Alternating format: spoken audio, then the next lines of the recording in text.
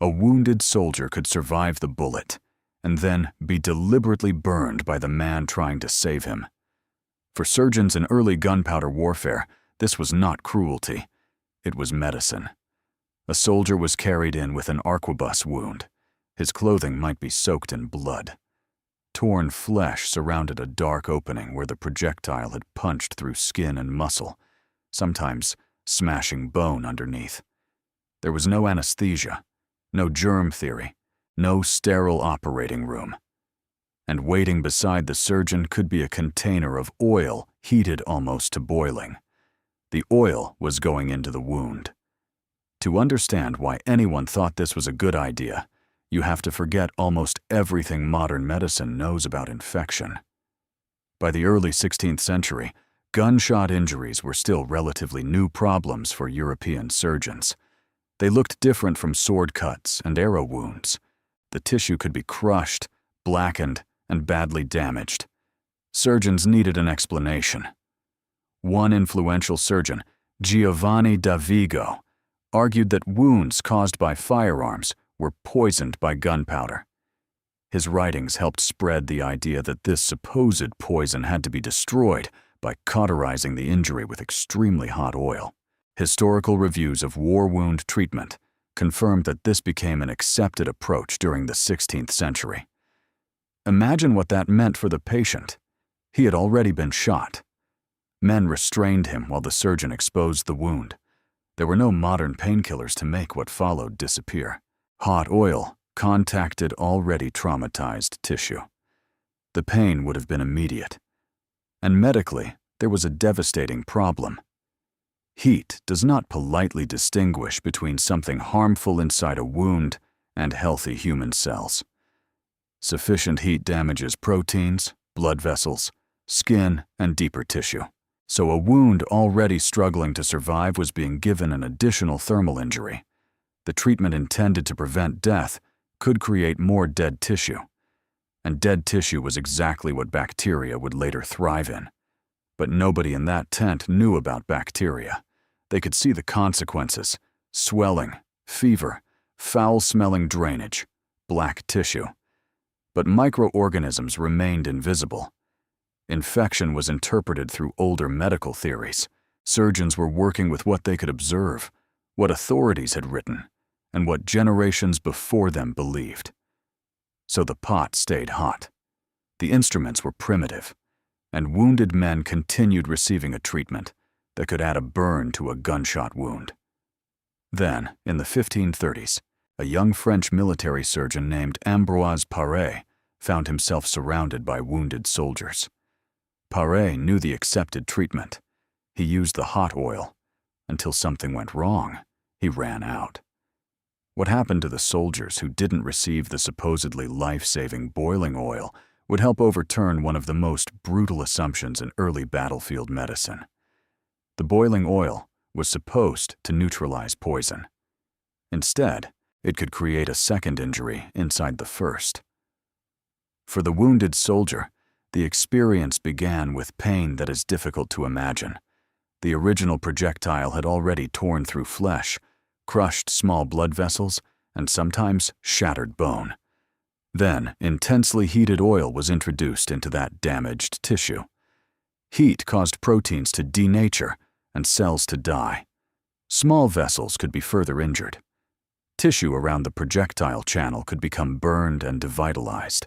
Instead of leaving the surviving tissue with the best possible chance to recover, aggressive cauterization could enlarge the zone of damage. And there was another problem.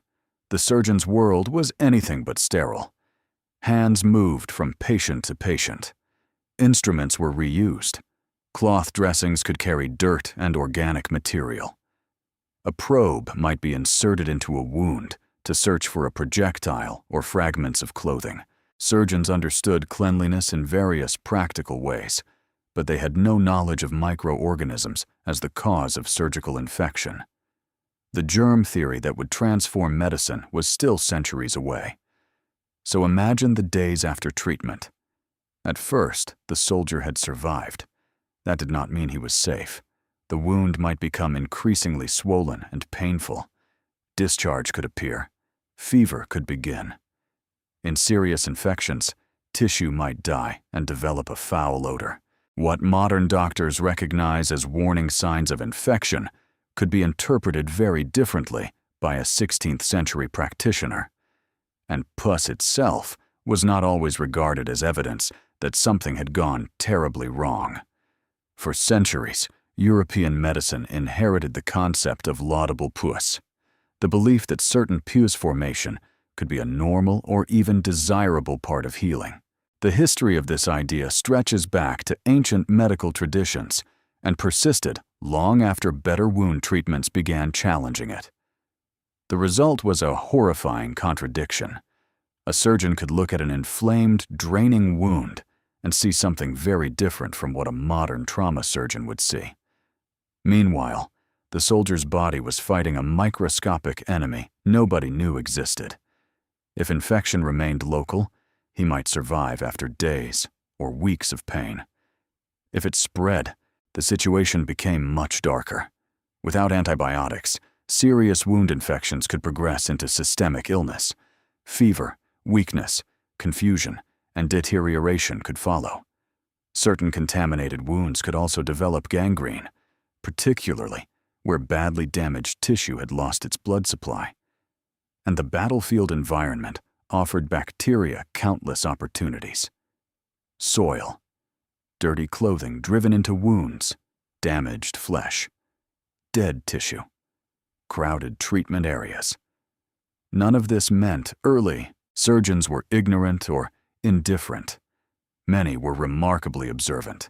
They cleaned wounds, removed foreign material, controlled bleeding, and developed techniques from hard-earned experience. The problem was that they were missing one invisible piece of the puzzle: microbes. And without that knowledge, a treatment could appear completely logical while making the biological situation worse. That is why what happened to Ambroise Paré was so important. During the 1530s, Paré treated gunshot casualties using the accepted hot oil method. But according to his own later account, the supply eventually ran out. There were still wounded men waiting. So Paré improvised. He prepared a gentler mixture, commonly described as containing egg yolk, oil of roses, and turpentine, and applied it to the remaining wounds. Then he went to bed. Paré later wrote that he spent the night worried that the soldiers who had not received cauterization might die from the supposed gunpowder poison. The next morning, he went back to see them. And what he found was almost the exact opposite of what medical tradition had taught him to expect. The men treated with the gentler dressing appeared to be doing better. Those treated with boiling oil were suffering more. Paré had not discovered antisepsis. He did not understand bacteria. But he had accidentally stumbled onto something extraordinarily powerful. Evidence could contradict authority. And once he had seen the difference with his own eyes, boiling oil suddenly became much harder to defend. But abandoning the oil did not solve the real problem, because even without it, the surgeon's hands, instruments, dressings, and operating environment could still carry something far more dangerous than imaginary gunpowder poison. The real enemy was still invisible. Paré expected to find dead men. Instead, he found evidence that the medical books were wrong. When he returned at first light, the difference between the two groups was difficult to ignore. The soldiers whose wounds had received the gentler mixture had experienced less pain.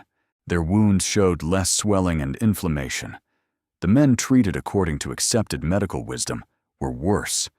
They were feverish, their wounds were swollen, and they were suffering badly.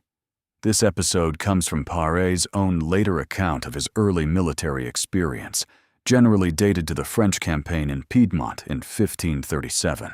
A historical analysis published in the Journal of the Royal Society of Medicine notes that Paré repeated the story in several editions of his works, with minor differences but the same essential events. This mattered because Paré had done something surprisingly modern. He had compared outcomes, not in a laboratory, Not in a controlled clinical trial by today's standards. He had simply been forced by circumstance to treat similar wounds in 2 different ways. And then he watched what happened.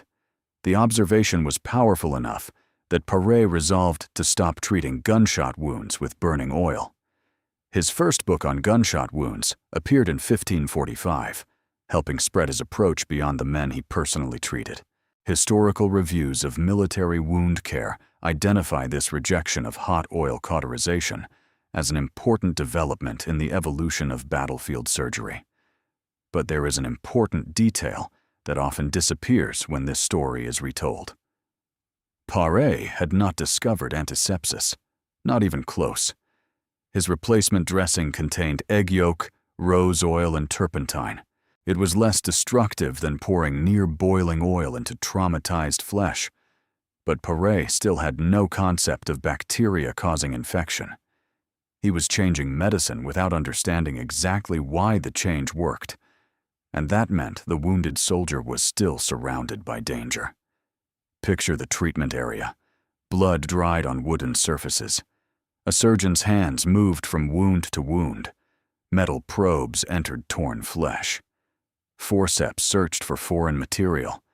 Bandages covered injuries that could contain fragments of clothing, dirt, damaged muscle, and splintered bone.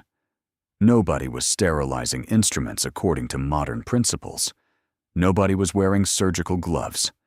Nobody was thinking about invisible colonies of microorganisms multiplying inside the wound. Yet surgeons could see something happening. A wound that looked manageable on the first day might change. The skin became hot. Swelling increased. Pain deepened. Fluid collected.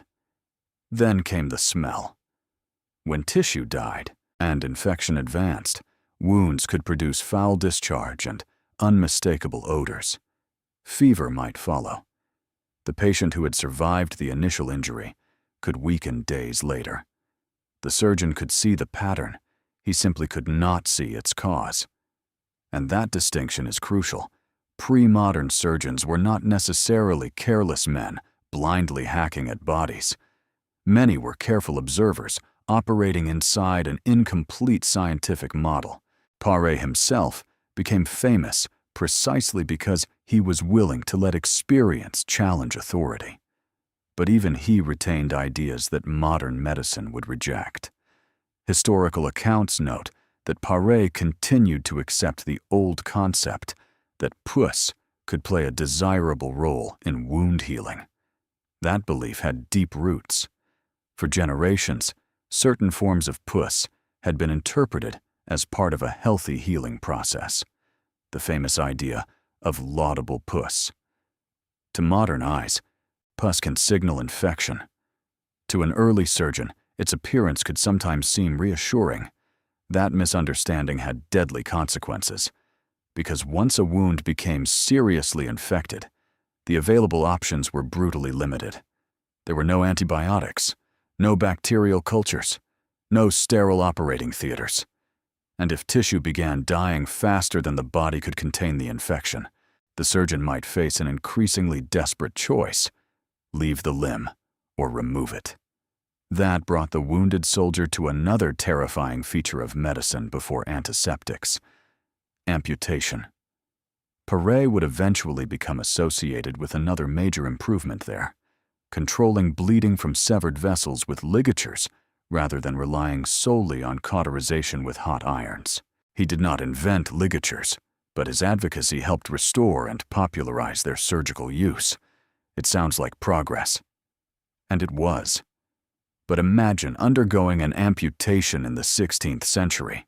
There was still no modern anesthesia, no germ theory, no antiseptic surgical field. Surviving the saw was only the first problem.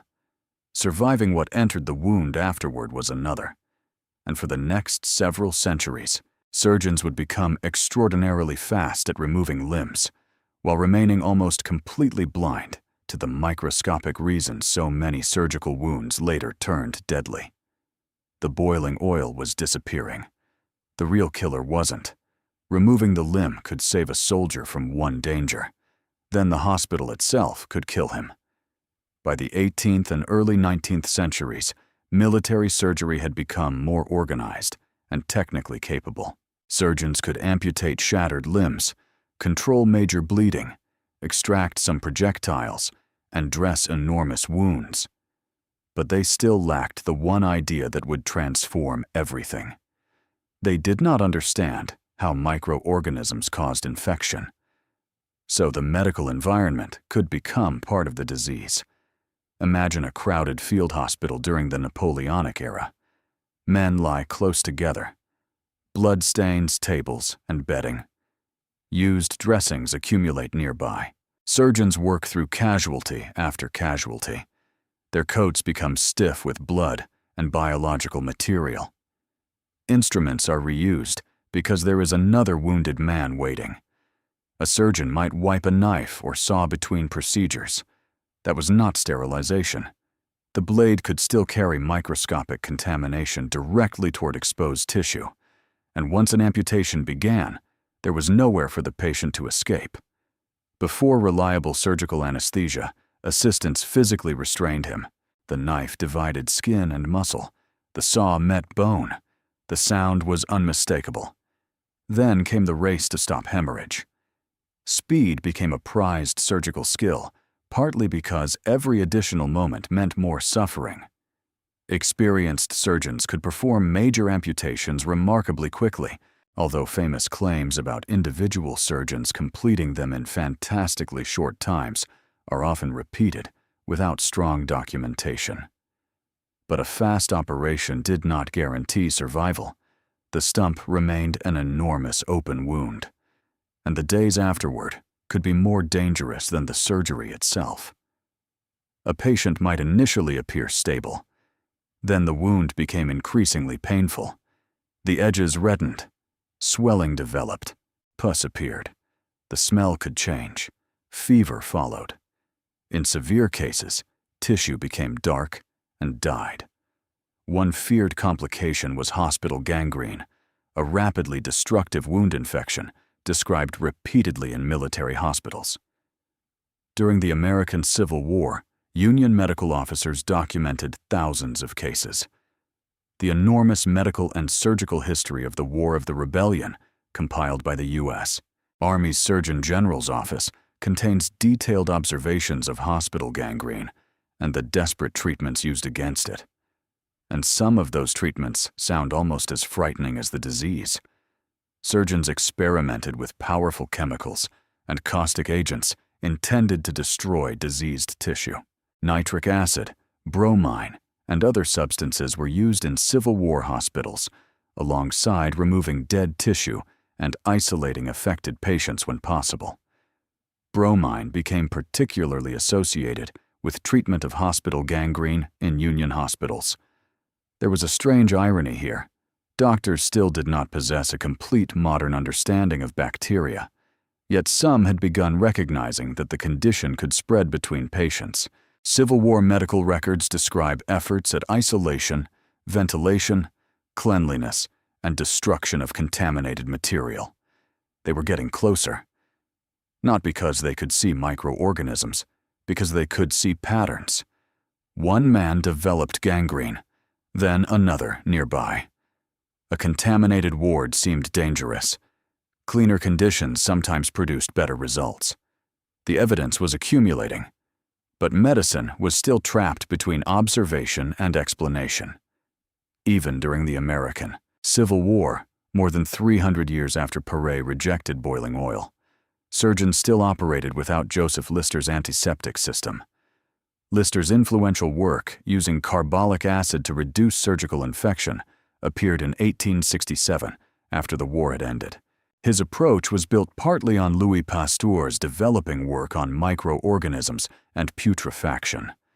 That means a Civil War soldier could receive surgery from a competent, experienced physician and still be exposed to contamination nobody fully understood. The surgeon could remove shattered bone, tie an artery, dress the stump, and believe the operation had succeeded.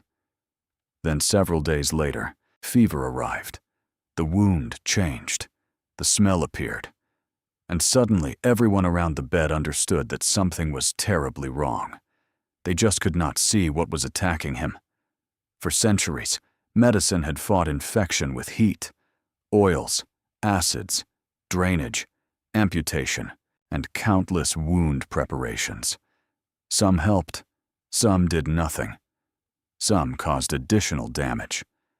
But the greatest transformation would come from something almost embarrassingly simple.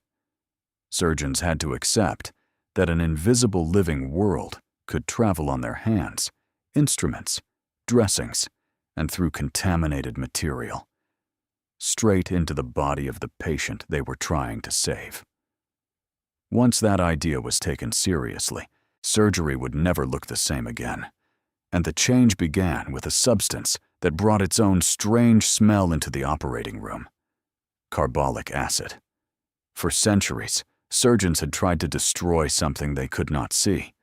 They used fire, boiling oil, caustic chemicals. They cut away dead flesh and amputated limbs. And sometimes, the treatment became another injury. Then medicine finally began asking a different question.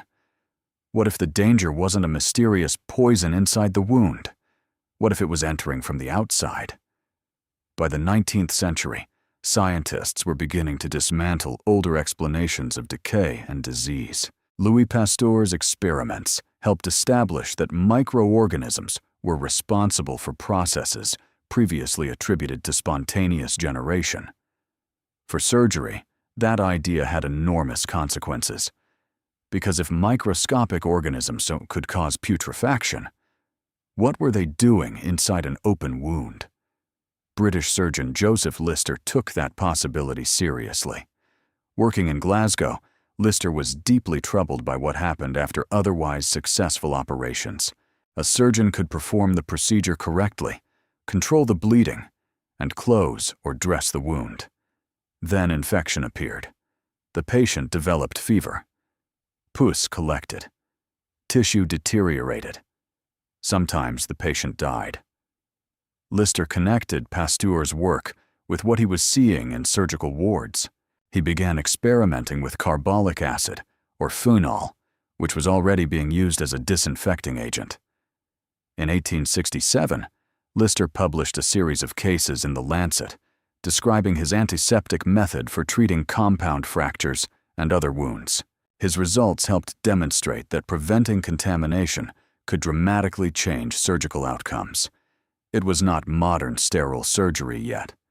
Lister's methods evolved over time, and some details, including the famous carbolic spray, would eventually be abandoned. But the underlying principle changed medicine forever. The wound had to be protected from contamination. Think about how radical that was. For centuries, surgeons had focused heavily on what was already inside the injury: gunpowder poison, bad tissue, corrupted fluids, pus. Now attention shifted toward what the surgeon himself might introduce: his hands, his instruments, his dressings, the environment around the patient. Suddenly, cleanliness was not merely about appearances. It had biological consequences. And eventually, antisepsis developed into asepsis, preventing microorganisms from reaching surgical wounds in the first place. Instruments could be sterilized. Operating environments became cleaner. Surgical clothing changed. Hand hygiene became increasingly systematic.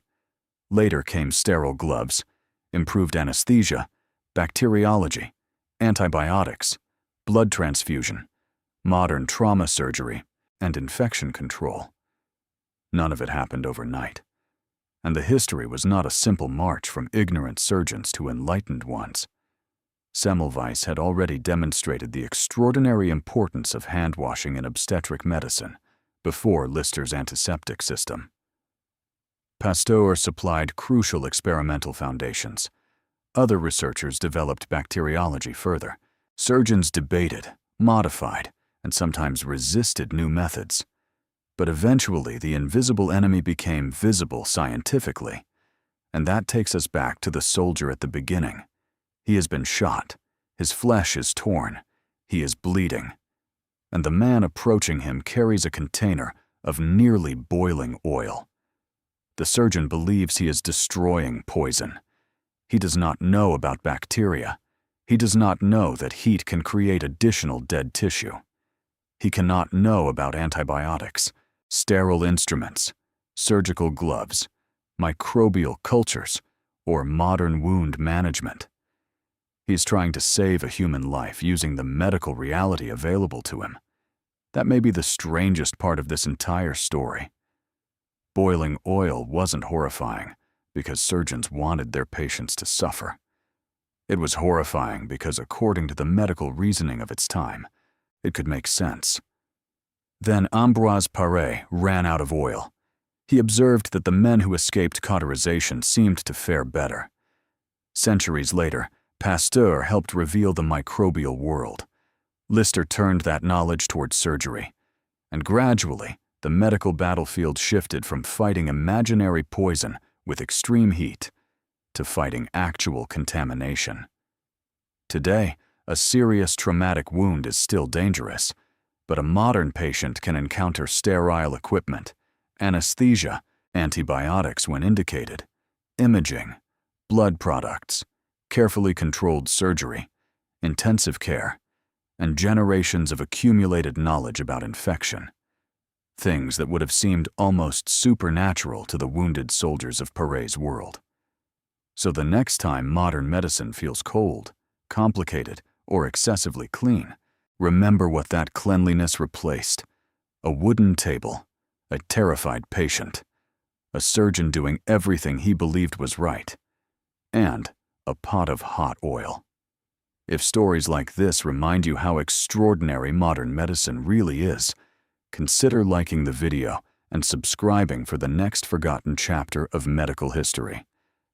And tell us in the comments, which ancient or battlefield medical treatment should we investigate next?